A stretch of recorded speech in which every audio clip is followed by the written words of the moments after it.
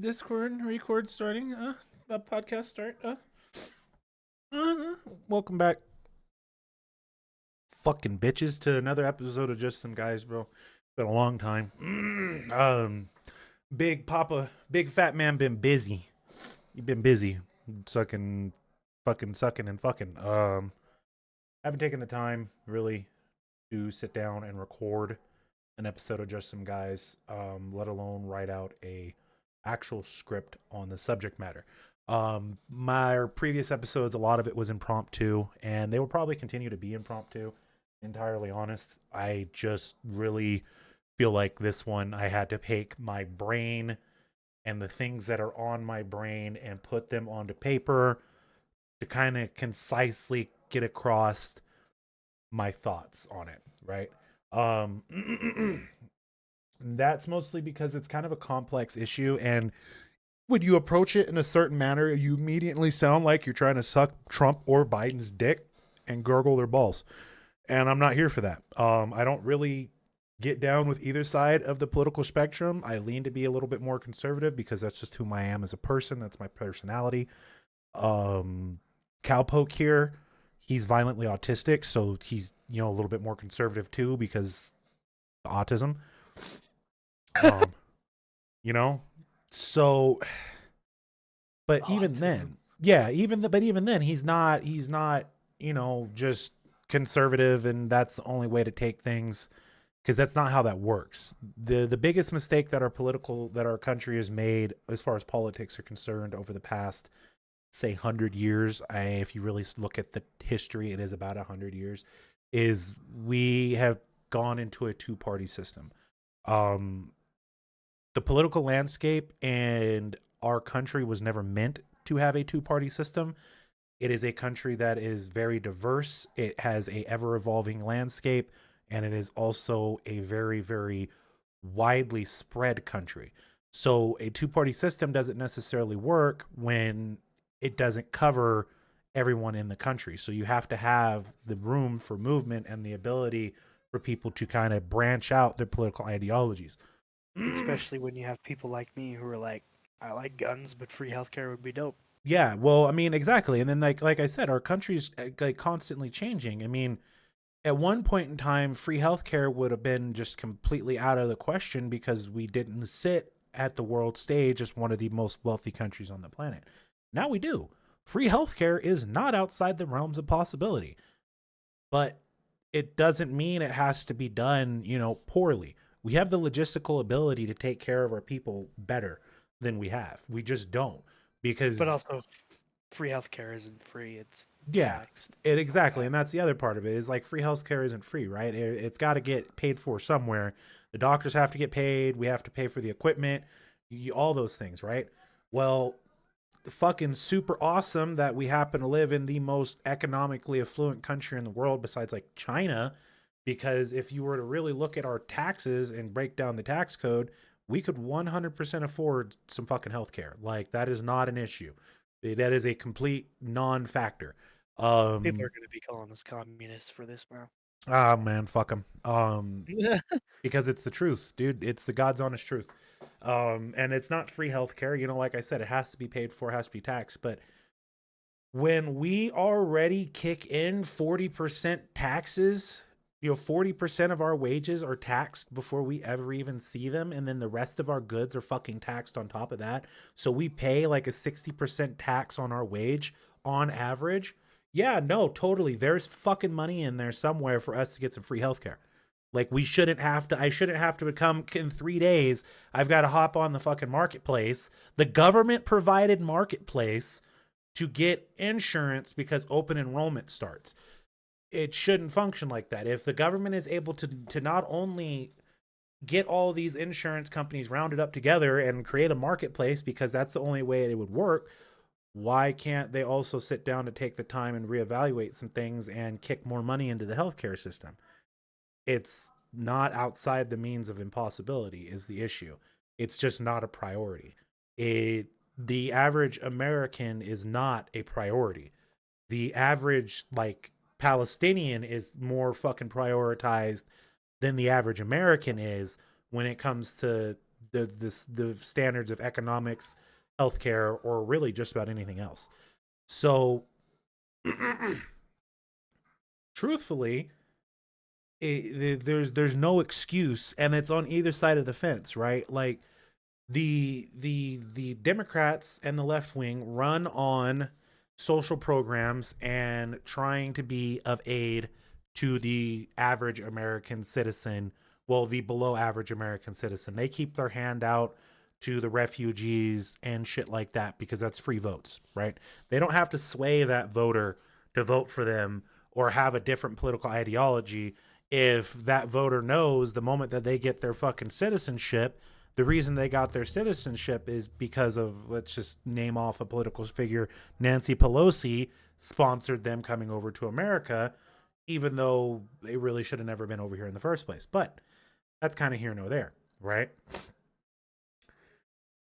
The issues that be aren't going to change by changing presidents. There is no ability to just, oh well, if 4 more years we elect fucking who's what's its, things are going to be suddenly different. It's like Obama's entire campaign, his entire policy, everything Obama ran for was change. That was his slogan, change. Nothing changed inside of those 8 years that he was president. And not only did nothing change, nothing improved. And the change that was made was all for the worse. So, I mean, I guess you can say they will change things, but they don't change things for me and you. They change things for them. That's what gets them by the furthest. So, with that being said, let's just kind of take a quick look at the current state of politics, and let's talk about the implications of the upcoming election. Because this is going to be kind of pivotal for the next 10 years of our country's political system, and you can really see now the socioeconomic divide between the ruling elite and the middle to lower class. So the middle class for years has been increasingly pressured by the elite. Wealth and purchasing power have been drained from this demographic and funneled to those at the top. Corporations like BlackRock are methodically purchasing properties in single-family homes, transforming them into rental units. This practice severely is restricting anyone's ability to purchase their first home, let alone own property. So you have, if you're wondering, that's why it's so fucking impossible to get a house nowadays, and why the cost of living for housing has jumped significantly, is because they are actively creating a shortage in the housing market. Just purely, it's purely because they can, because it creates additional profit. So you would think the conservative, political establishment would be there to try and support and take care of the middle class, but unfortunately, it's not exempt from criticism either. It more often than not prioritizes the financial interests of its lobbyists and its contributors over any meaningful change for the average American family. Although they are the platform that seems to be pushing, we are for the average American citizen. America first, vote for Trump, vote conservative, because you're voting, that's a vote for America first. And like I said, vote for Trump. Donald Trump stands at the forefront of the party. And despite facing some pretty significant controversies and legal challenges over the past few years, his supporters are very loyal. They haven't wavered. He's even gained more in a lot of ways. They starkly and wholeheartedly believe he can liberate the middle class from the ruling elite and the left. This unwavering loyalty can be perplexing, especially given Trump's limited political experience, his utter disregard for public opinion, and his felony convictions over the last year or so. Although most of those felony convictions were overturned, but they were all surrounding handling of classified information, which then raises questions about how reliable is he if he's getting at least the finger pointed at him regarding mishandling of classified documents. Others are willing to argue that there's a conservative effort to target Trump, viewing him as a voice of the people, much like conspiracy theories surrounding how President Kennedy was killed. Some believe powerful entities may attempt to silence a representative of the average citizen, uphold the status quo by eliminating this candidate chosen by the electorate. However, this notion is flawed. Trump is not an average citizen. He struggles to grasp the daily challenges faced by many of his supporters, yet his following has only intensified, especially following his recent assassination attempt, which have done nothing more than solidified his fan base. This this situation carries such significant risks for both parties, and anyone who has observed the recent political shifts is pretty aware of the chances that Trump securing the presidential reelection are non-existent. Everyone has called for him to step aside, and his presence and his actions disrupt the political equilibrium. While Trump still campaigns under the Republican banner and enjoys extensive backing from conservatives, it's crucial to recognize that the right wing often acts as a mere complement to the left.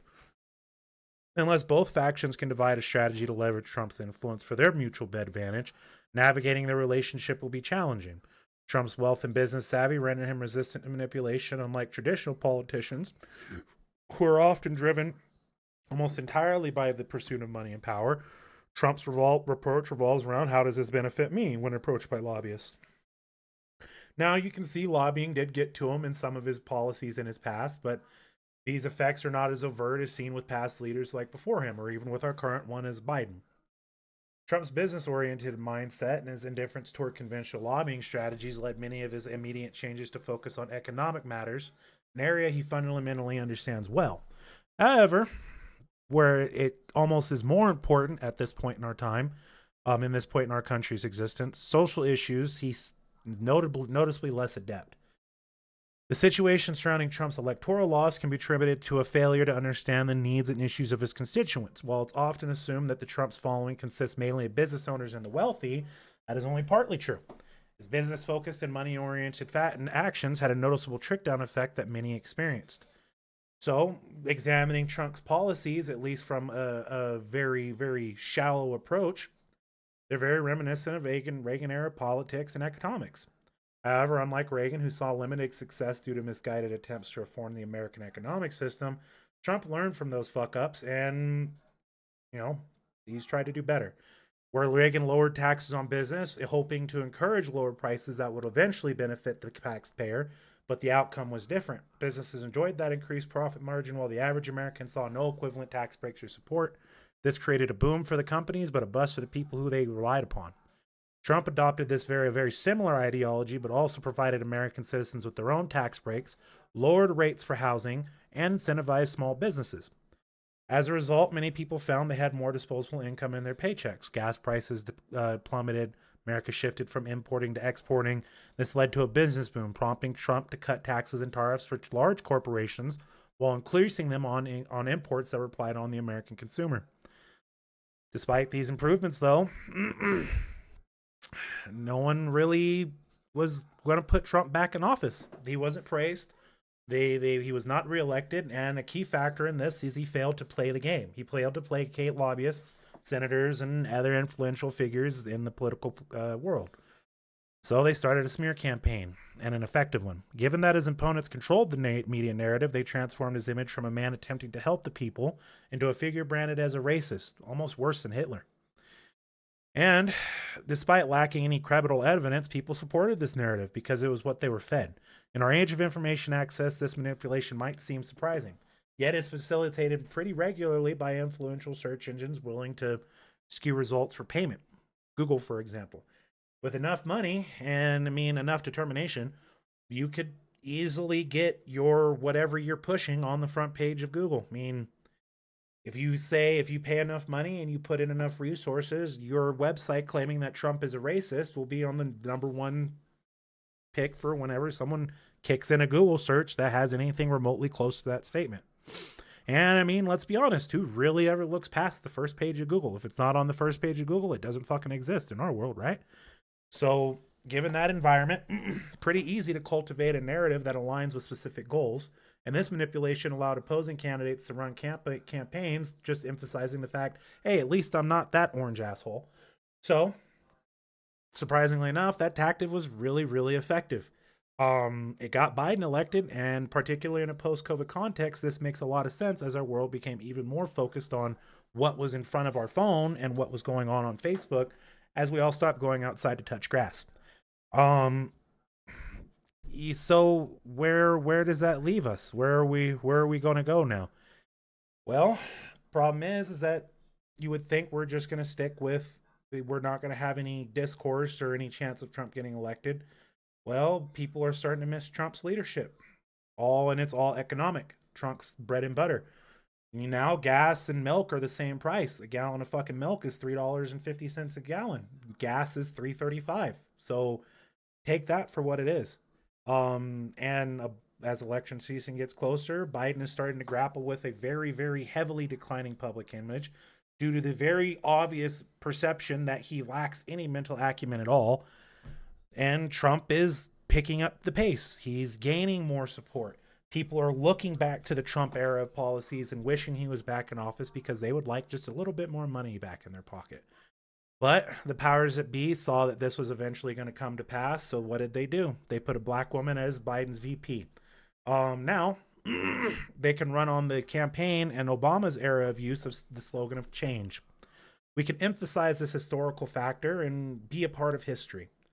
Be the part of the change that we need. Despite Kamala Harris having one of the most lackluster political careers, including contributing next to nothing during her 4 years as vice president, making her one of the least popular VPs since Cheney, she's still projected as the next president.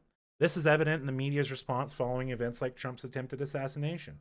Coverage of that incident faded almost as quickly as it started, while stories focused on Kamala and Biden gained traction. Biden's remarks condemning the assassination attempt received more attention than the shooting itself. So what can we expect since Kamala is going to be the next president? Likely a continuation of Obama-era policies, which may lead to an escalation of conflicts in the Middle East and Ukraine. We're currently decreasing our military presence in the Middle East and becoming more involved in Ukrainian conflicts. The current administration is downplaying these involvements to try and avoid swaying people away from them during the polls.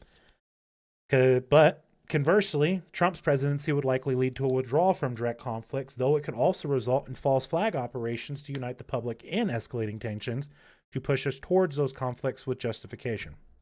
Now, Harris still being in office, we will see things kind of lighten up with China, but us taking a less assertive stance potentially leaves Taiwan without any support. And this point in time, they're crying for their independence. So public attention has now been shifted away. They are watching the war in the Middle East. They're watching a new war in the Middle East. They're watching the war in Ukraine. They're watching China. What's going to go on at home? The war against the middle class. So because the middle class possesses the financial resources and influence that the elite cannot easily control, in contrast to the lower class who lacks all of those things, education and capital, making them less aware of the actions taken by those in power. The middle class, however, has those things in spades and is capable of holding the ruling class accountable for their actions. Who would have thought? They don't like this very much. So to undermine this dynamic, they seek to diminish the middle class's ability to sustain themselves and their own property. Trump's presidency at least slowed this process, offering opportunities for the middle class to thrive. Despite polls suggesting otherwise, Trump suggests chances of regaining the presidency appear slim.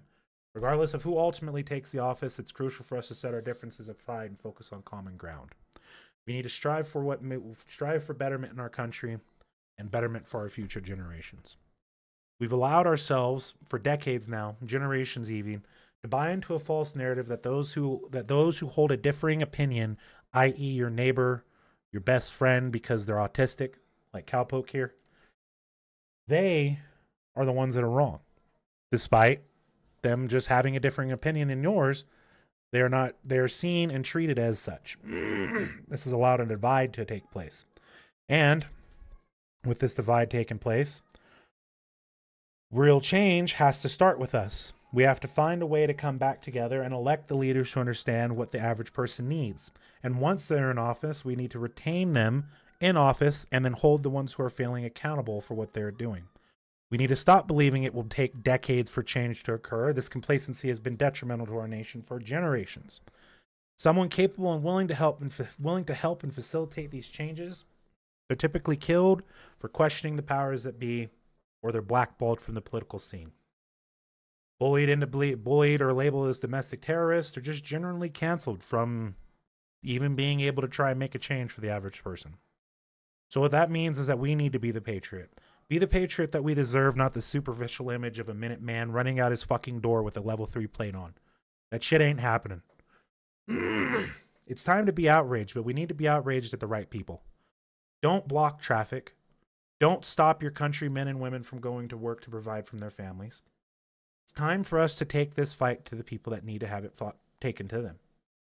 When it's time for them to call on the National Guard and the police, don't get aggressive. Don't get violent with them. Show our brothers and sisters that they're on the wrong side of the fence. It's time for us to make changes. That the elite can't plant the grass and the trees and everything that they want to grow without us doing that work. So, be a patriot, brothers and sisters. Let's make some changes that we've been promised. Let's do the things that these politicians have sworn that they would do for us for decades and decades on end. When we can do them within a generation's time. All it takes is determination and a willing to get the job done, which I don't think is lacking. I think it's misguided. People have put their efforts and their thoughts towards fighting each other, not fighting the proper enemy. And historically speaking, it's always been us versus them.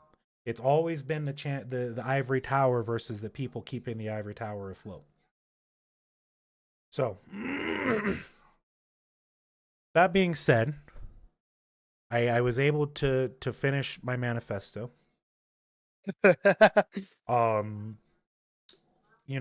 Tactically Fat will be on CNN in like 6 months time. T minus 6 months. Yeah, literally countdown T minus 6 months from now. I will be on CNN, and as a fascist. Yeah, either as CNN, I'll be labeled as a fascist. Fox News, I will. Communist. Yeah, Fox News, I'll be a communist. And somewhere along the lines, like probably some weird news group on Facebook will be like, no, he's an independent and he has the right idea. And then those people will also be on the news and labeled as fascists and communists. But am I wrong, brother? Like, no, and you know what's crazy? It's mostly, this is gonna sound really bad, but it's mostly old people. No, it is. It's generational. We work at a redacted auto care facility. Redacted. Right. And 9 times out of 10, it is the old people listening to like the Jerry Springer of news people. Mm-hmm.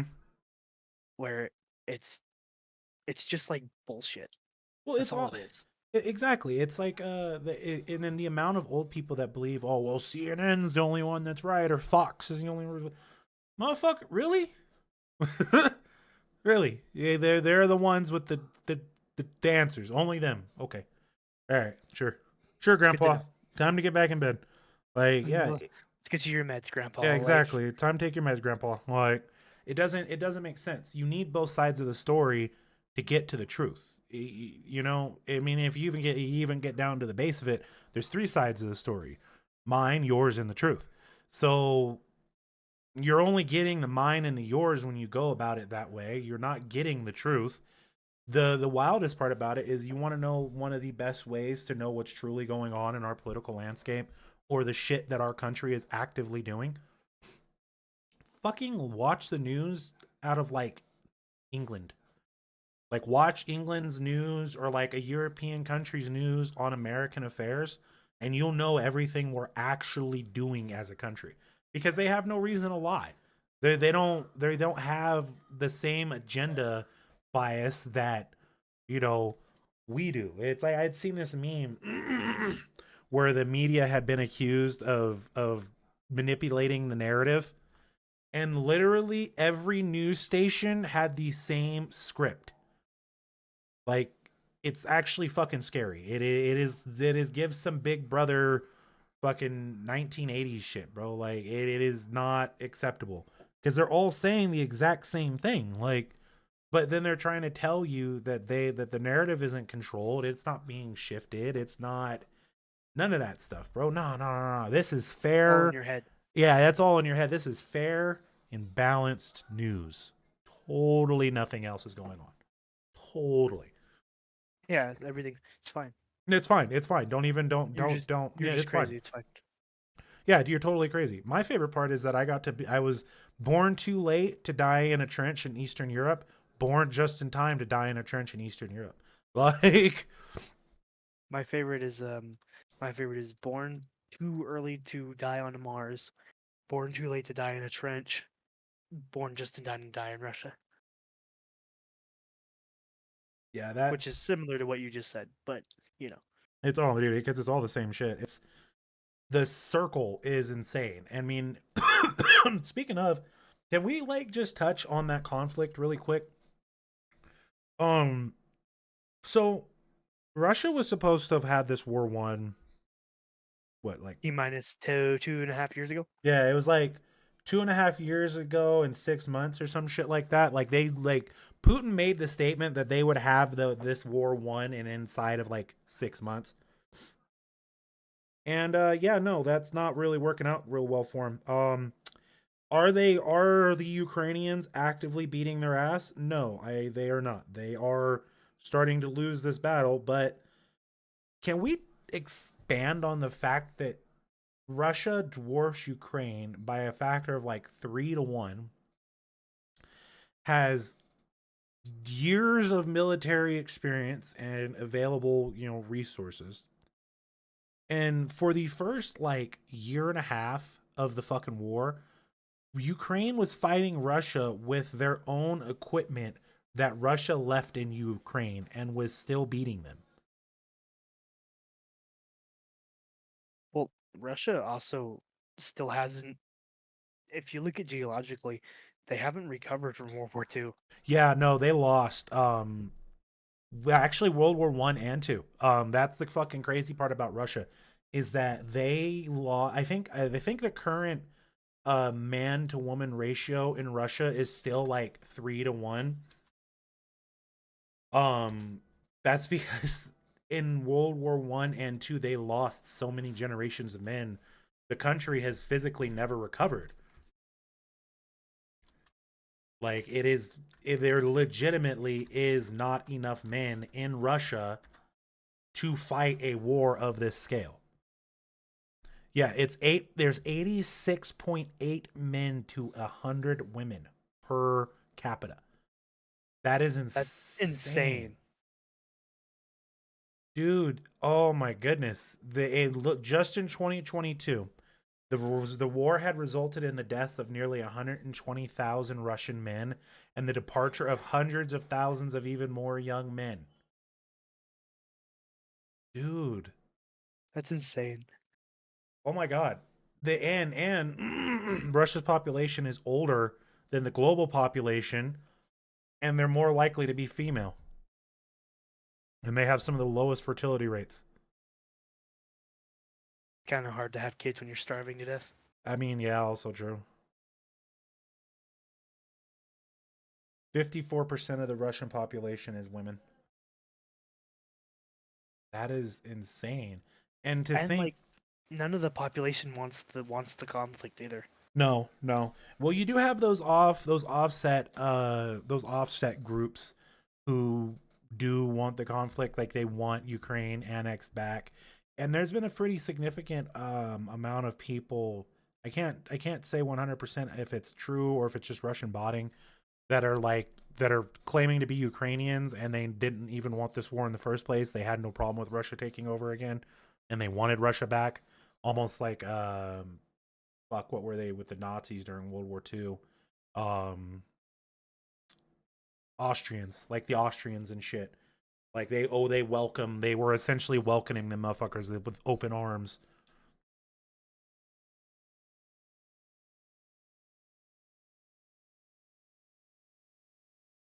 Yeah, they were just like, yeah, come on in. Yeah, pretty much. It's like, hey, come kick it. No, it's fine. It already sucks here anyways. I mean, might as well, You guys just fucking come hang out too. Shit. But I don't know. I feel like at Let's this all point, suffer together. Like, yeah, pretty much. Let's all starve in the bread line together. It's great. It's okay. Wait, no, you fine. guys have more bread. More bread. Bring bread. Bring bread. But I don't know. It's hard to What say. do, what do you know? Yeah, no, exactly. What do I know? That's the other thing. I mean, like I always end all my advice, but hey, what do I know? Like, and kind of the same vibe. Hey, what do I know? I've just spent most of my life examining the political sphere and watching as every single president, at least in my recent memory, has done the exact same fucking thing over and over again to the point that what's the point? Why bother voting? It doesn't matter. Where's the change? And the one time we've had any remote amount of change, it still was very ham-handed. So I feel like at this point in time, we need to, as a nation, take the time to change things. But we are the ones that have to change things.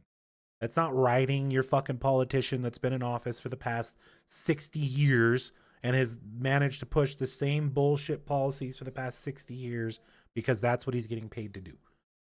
Super PACs and lobbying is a fucking thing. And We really need to have senator age limits. oh, not only Senate, we have term limits. Fucking age limit to term limit. And then if we're gonna skip the age limit, then we need to institute mental acumen checks and shit like that. Like they should be checking their functionality every 5 years past a certain age. Like, but no, we can't do that because someone somewhere would get offended. I'm sure.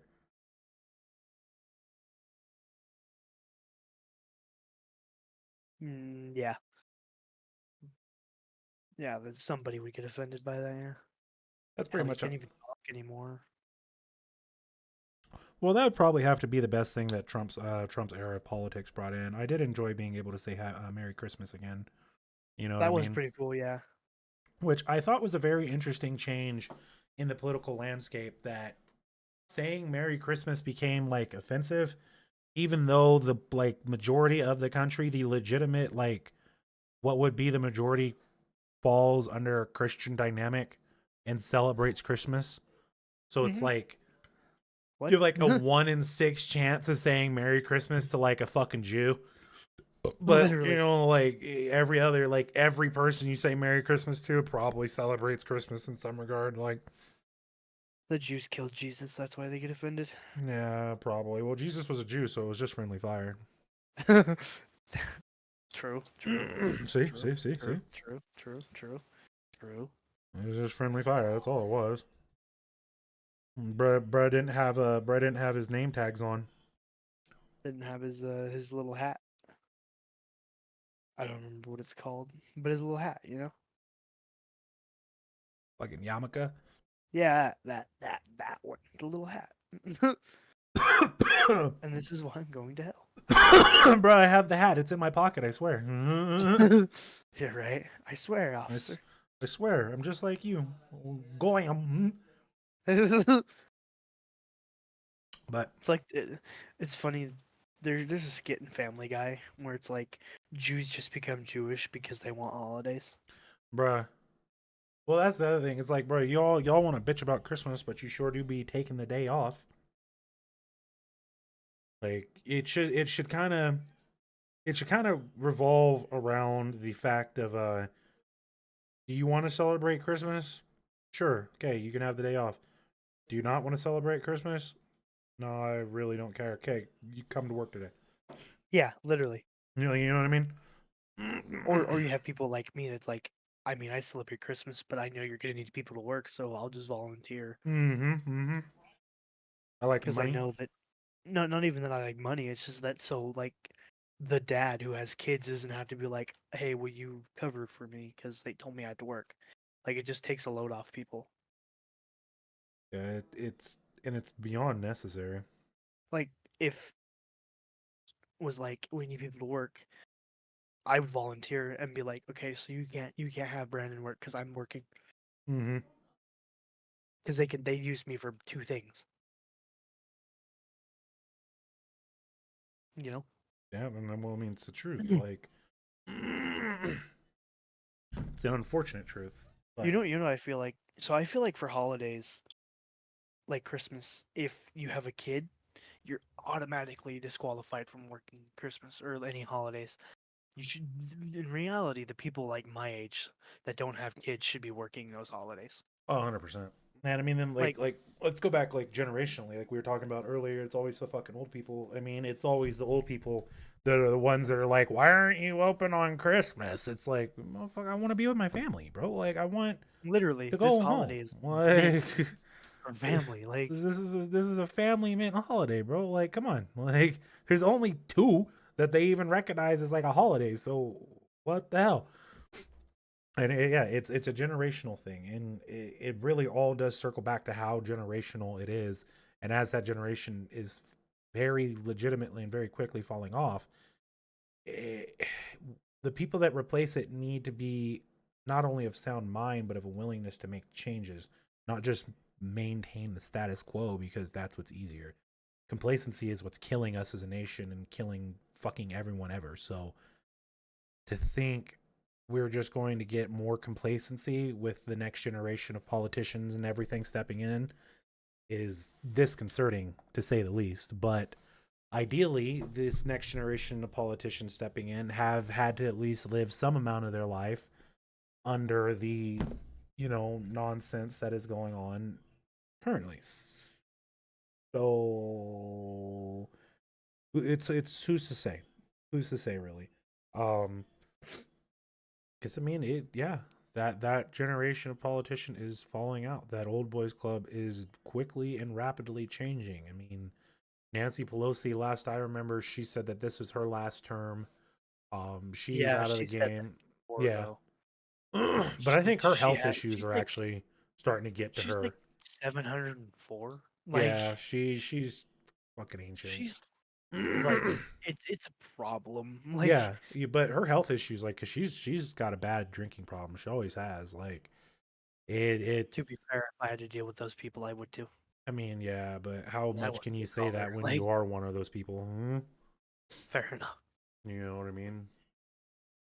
But it's I don't know the and it's even worse because it's like as this new generation of politicians is filling the void and filling that gap, starting to see a lot of names that I've never heard of before, right? So it makes it a little bit makes you weary. It's kind of an interesting feeling Can we to. talk about can we talk about something real quick that I think is just insane? Hmm. So I don't know how many people are even going to listen to this, but can we talk about how Brandon Herrera, for those who don't know, is a YouTuber. Okay, he also co-runs Pepperbox with his buddies. But anyway, he ran for Congress and lost by 400 votes. And I think his name was Tony Gonzalez. Spent like I think it was either a billion or like $4 million to run a smear campaign, and only won by 400 votes. Which I know it's not president, but that's like insane when you think about it. Well, that's that's and that's the even better part about it is like we are you can you can get in. You know what I mean? Like you can get in. You just have to get in the right way. But even if Brandon Herrera, um, what you call it, even if Brandon Herrera was able to get into the docket, um, I don't think he would have truly been able to go far. His he's too close to being a normal person. Gonzalez raised $949,000 at the start of March, and by the end of his cycle, he had reporting 3.7 million and with over 1.5 million dollars in cash on hand by the end of March. Wow, Herrera was able to raise $400,000. Um, the first quarter, he pulled in 1.2 million raised, and then he actually finished out with 300,000 in cash. I think that also speaks very much so to the quality of person that Brandon Herrera is because how much of a real person he still is. Because if you really think about it, he raised $400,000, right? And then by the time that they finished that, he had only really spent $300,000 in that. Hmm. Brandon Herrera very likely gave his money back to his supporters the best that he could. Hmm. I'm just saying it's crazy to think about.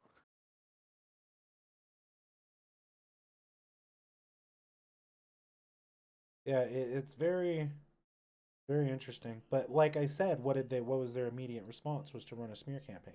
And I Yeah, mean, they did the literally. same thing with Trump because that's what works the best is in our modern day, especially post COVID, and the what comes through on your cell phone matters more in a lot of ways than anything else, especially with like TikTok and shit. Like it more so post COVID, we have seen a significant shift towards media being the number one source of your information. And then not only is it the number one source of your information, people lack media literacy now more than ever. They do not comprehend the media that is being put in front of them, and what of it that they do comprehend, they very certainly aren't paying attention enough to pick up on the very obvious things that are slipping through the cracks that tells you that they're lying. Sure, you know what I mean? Hmm. Yeah, it's a very sad state of affairs. But again, like I said, it can be changed. Be the patriot that we need, not the patriot that's on fucking YouTube shorts, running around and fucking in a plate carrier and a silenced M4. That's not how that's gonna work. Grand thumb. You you're not Grand gonna. thumb. Yeah, I mean, I hate to say it, like Grand Thumb and guys like that. Like, yeah, be a patriot. You know what I mean? But I love the gun shit. Don't get me wrong. I'm a fucking gun monkey too. I love GunTube, but Cheat on your wife. Like, you know, yeah, but cheat on your wife, bro. You know what I mean? Like you can't prop yourself up on Christian values and then do the opposite. Don't claim to be a patriot, but you aren't even willing to do the most basic of patriotic things, and that's try to change the status quo of the country. right. Literally. Yeah. The goal here is for us to not need the level 4 plates and the fucking silenced M4. That is what the goal is. We don't want to run that. We don't want that to have to be our end game.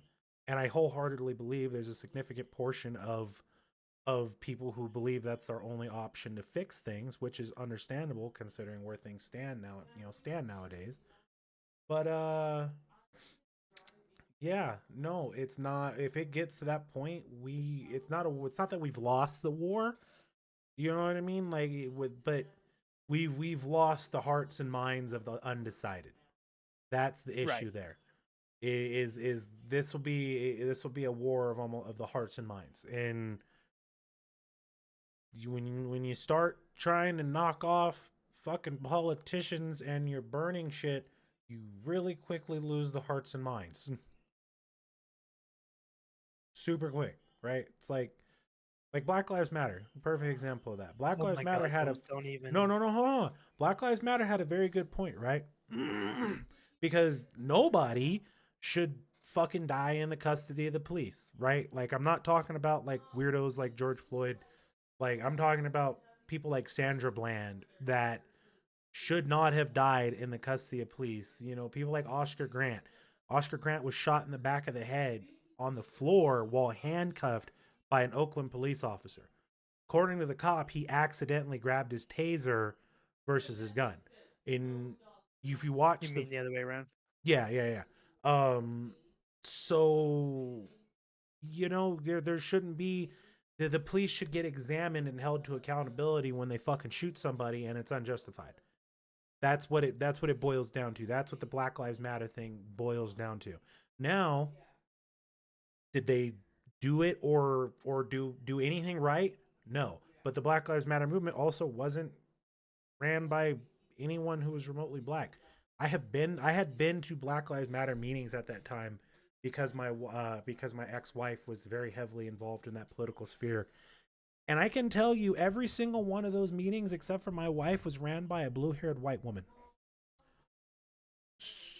So I'm not quite sure how you're going to be here talking about issues that are plaguing the black community, like the lack of fathers in it, when Becky, you don't know what you're fucking talking about. I hate to be that guy, but you know, hey, Becky with the blue hair. yeah, Becky with the blue hair, you ain't got a clue on what's going on in Black America. Let's just keep it 100% honest with Buck each other. 50. Yeah, just keep it a complete buck 50. You have not the slightest foggiest idea on the issues that are plaguing Black America right now, because they are way deeper than anything that's going on with Black Lives Matter, for that fucking matter.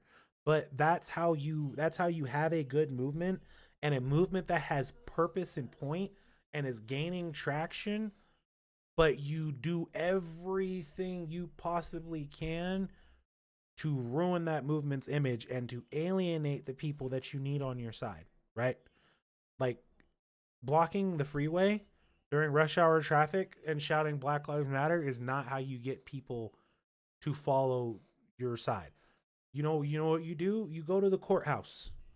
You protest the courthouse because your issue is with the state courts, right? And the federal government. Leave the average person alone. Why are you blocking subways?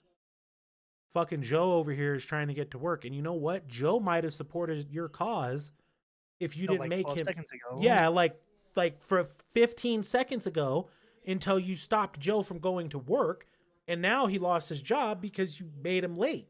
Joe is on your side, and then now he's not on your side. Now he doesn't care. Now he wants nothing to do with you. Yeah, Like, now he has no interest in you at all, and he hopes that you get hit by a car. Like, and that's kind of how I felt about it too, because it was like, yeah, I can totally get down with this. I don't necessarily agree with the division that Black Lives Matter causes in its, in its name and its existence, because let's just keep it a $1.50. A lot of motherfuckers died in police custody, and a lot of motherfuckers got their ass beat by the cops. It's not just a black issue. Like, it is not singly sticking around just the black community that has these issues with the police. It's dirty cops, and dirty cops are black and white, Mexican, Asian, whatever flavor you want to fucking pick. So why is it just a black issue? Okay, fine, whatever. It galvanizes the people, and it gets them behind a very easy and clear cut cause. But again, you're back to alienating people who might have supported you.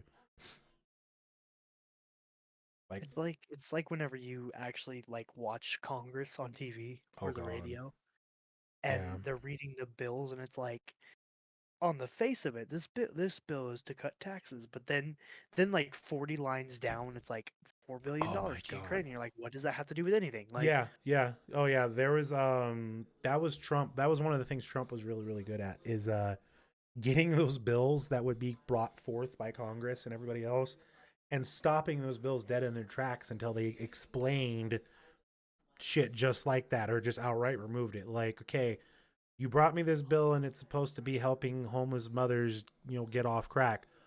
Why are we sending $1.5 billion to Egypt to assist them in dung beetle research?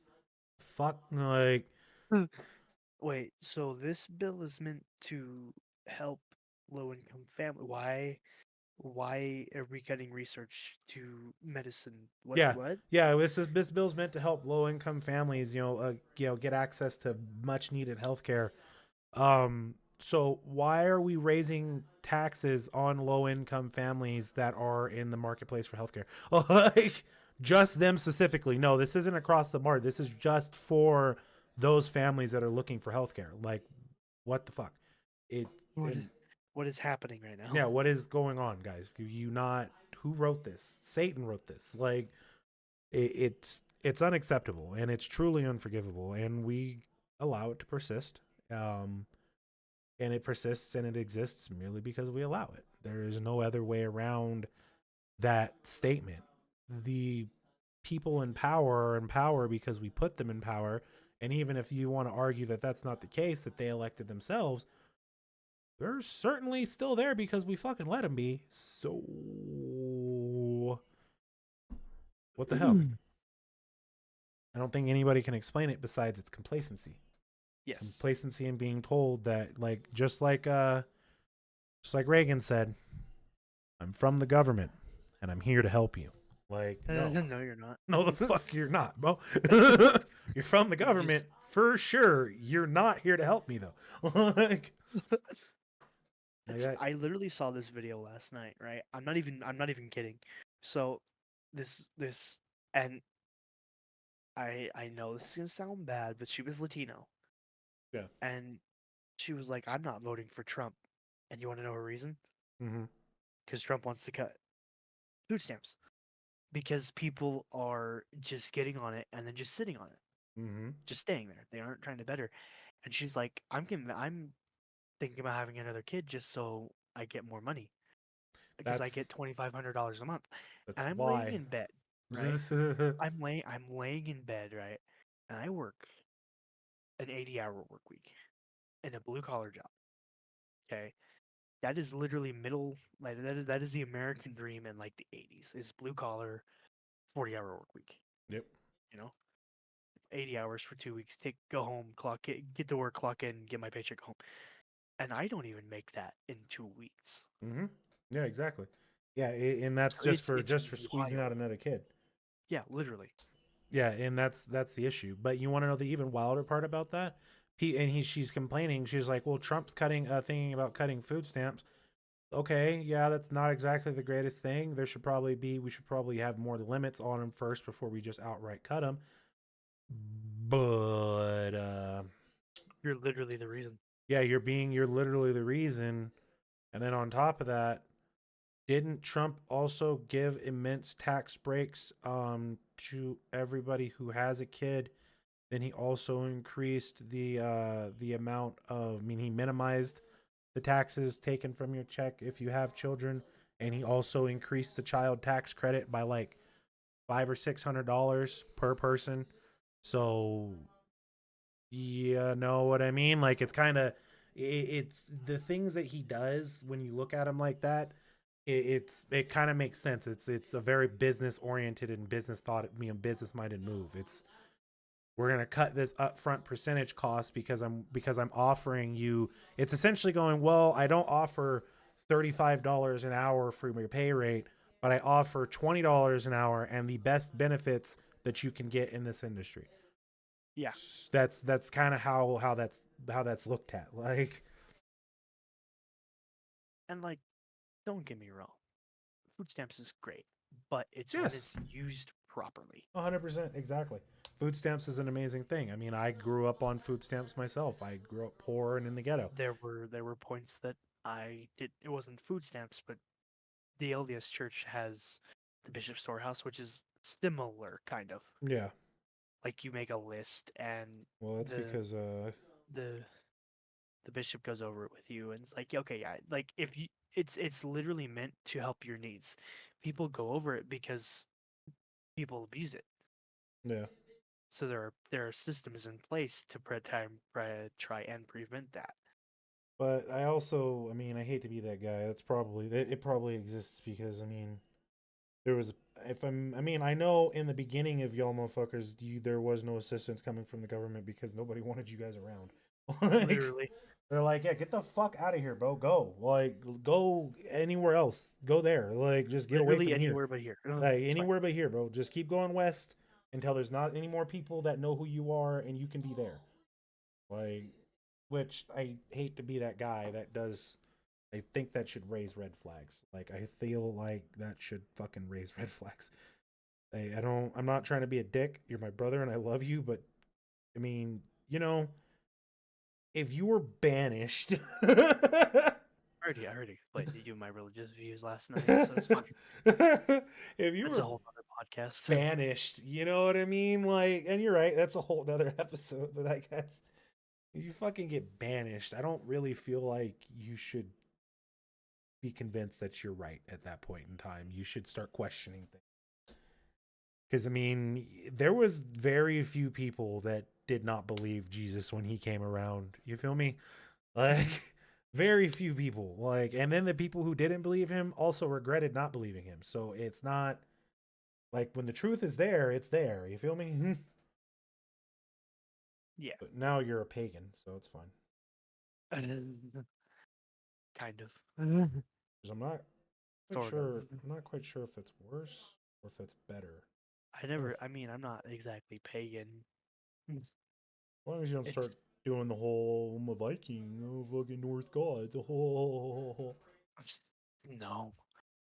Vikings don't exist anymore. Not only Vikings, well, I mean, exactly. Talk about fucking voting for the losing team, but like, I hate to be that guy, but if I remember correctly, based on history, like people are like, "Oh, Viking mythology predates Christianity." I'm like, it doesn't. No, it doesn't. Doesn't. Not even close. Yeah, like, Not even by like a long shot. like, no. Negative Ghost Rider. Yeah, I don't understand. Like, oh, look at that. Explain. Most most stories are to be dated from 1000 AD, or they can even be traced back to the 5th century AD. What does AD mean? Like, bro, hold on, hold on, hold on. It's like flat earthers. Say it, It's but like just slowly. say it slower. Just look at me. Look me in my eyes. It's like the Say Facebook it group where it's slower. like all around the globe, and it's like say it, Yeah, but slowly. just slower. Just a little bit slower. Like, bruh. So 12. People were hauled up in castles too long for it to predate anything. Like Mm-hmm. Like, yeah, that's not how that works. it is. You just don't Yeah, believe. in history, or even people like, oh, well, it's CE, it's Common Era or Current Era. Yes, used to refer after the birth of Jesus Cristo. I'm so glad I'm not the only one who says that. Like, bro, after the birth of Jesus Cristo, crusades intensify. Jesus Cristo. like, Jesus Cristo. You have to like say it. You have to say it with the accent. Buddy. exactly, bro. Jesus Cristo. That's the other thing that Jesus bothers me, Cristo. bro. Even just to touch on the subjects of our next podcast, because religion is definitely gonna be the next one. Let's look at the linguistics real quick of Jesus Christ, right? And just briefly touch on the fact that it is very obvious that Jesus' name has been changed since he was born, since he popped out the womb. One of my favorite things to tease my girlfriend about is when she like gets sick because she's on her period or something. Is just Virgin Mary pregnant. Like that's my favorite thing to say to her Oh Jesus. because like it's just funny.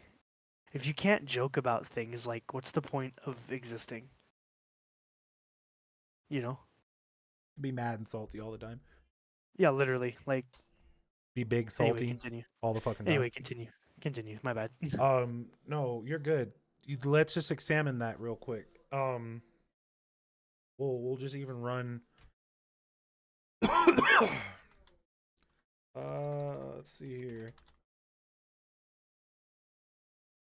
You break down. If you break down his name, right? The origins of Jesus' name. That's why it's why his actual name is Yahshua. Spelled Yehshua, not Jesus. Joshua. Yeah, Joshua or Yahshua, depending on how you want to, you know what I mean, go about pronouncing that. Um, because he's a Jew, he's Hebrew. He's a Now, you. yeah, he's a Hugh. Now, as things grew in Christianity, grew and the church became a thing because the church did not exist in the early days of the Bible, and just shortly after the death of Jesus, they slowly had to change / translate things to, one, make them more palatable to the commoner and to the aristocrats able to read such things. Seriously, reading was not a thing. Yeah, Like, reading wasn't a thing. That's why the Bible was a spoken word. It was never meant as a written down text. The Torah was. because reading was literally a rich thing. Yeah, it And the was a rich Bible's thing. not They for were rich slaves. people. Yeah, the Bible was not meant for rich people. It was meant for, it was the religion of the slaves, pretty much. Like the Jews, it's the same thing. It was the religion of the slaves. So it wasn't really needed to be wrote down. You just had to remember the stories and the teachings of Jesus and God, and there you were worshiping, and everything was fine. As Minty Yeah, fresh. exactly, minty fresh. Now, as time has grown and things have changed, they started writing these things down, and as they started to record these spoken word texts, they changed things just purely, I mean, if you want to even get away from conspiracy and say that they were doing it for control and removing the things of the Bible, the things of the original Bible that they liked and didn't like, even though it's very obvious in the historical text, uh yeah, no, there's not a lot of direct translation for shit, especially when you're translating it across like 3 different languages, because it was spoken in Hebrew. The people who initially the people who initially started writing it down were spoke Latin, and then it was retranslated however many times after that into all the other languages that exist now, English being the most common one. So you're going to tell me that they managed to keep it 100% authentic? That's why it was a spoken Yes. word. 110%. 110%, bro. They gave every ounce to keeping this shit true to form, even Uh-huh. though they definitely did not. Like, You know. like, like really? You can't prove it. Thank you. I can't. That exactly. That's literally how they look at it. You can't prove it, so well, I'll just go fuck myself then. I'll watch. It's fine. Oh, okay, good. At least I have an audience to entertain. Yeah, it's fine. It's fine. It's good. Utah took away something. You Fine. gonna learn today, boy. You can learn today, boy. But yeah. But let's go ahead and end that here before we go off on another tirade. And We already did. yeah, exactly. Yeah. I mean this works out because I wanted it to be roughly an hour episode, but definitely went a little bit longer than even I was expecting it to make it. I was figuring it only last couple minutes, you know what I mean? But that being said, I want to thank everybody for stopping by. My beautiful lovelies, you're amazing as always. This has been another episode of the Just Some Guys podcast. We are signing off. This is your Big Daddy host, Papa Fat Man, and brought our co-host Daddy Jory in today, Mr. Cowpoke. The autistic guy. Yep, the king of autism, and head tism officer. And yeah, we're signing off. And just want to thank you all for stopping by and giving us a listen. Special thanks and special shout outs to Boris, Papa Dingus, Big Pippo, and of course that Brazilian, that beautiful brown boy of mine. And He's my autism officer. He's my petty officer, Tism. yeah, that's junior Tism officer in charge. Yeah. When Yeah, I'm not around. yeah, exactly. But we are out of There's a here. hierarchy, bro. There's a hierarchy. Oh yeah, there's definitely a stepping stone that you have to acquire to be the leader of the Tism. You know what I mean? Like fucking Tism leader over here. It's like spirit fingers, bro. All right. Papa Fat signing out, and the man with the special underwear. We're out of here. Love you guys. Bye. The man with his special underwear.